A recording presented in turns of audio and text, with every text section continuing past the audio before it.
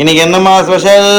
இன்னைக்கு சண்டே ஸ்பெஷலா வீடே மணக்கும் மத்தி மீன் குழம்பு. அதான் 1000 ரூபாய் கொடுத்து வஞ்சர மீனே வாங்கி குழம்பு வச்சாலும் இந்த 100 ரூபாய்க்கு மத்தி மீன் குழம்பு கொடுக்குற டேஸ்ட் வேற எதுலயுமே இல்லைங்க. அவ்வளவு ருசியா இருக்கும். நல்ல மசாலா அரைச்சி ஊத்தி காரசாரமா இந்த மத்தி மீன் குழம்பு எப்படி செய்யலாம் வாங்க பார்த்தோம். இந்த மத்தி மீன்ல ஒமேகா 3 ஃபேட் இருக்கிறதால உடம்புக்கு நிறைய ஹெல்த் பெனிஃபிட்ஸை கொடுக்குது.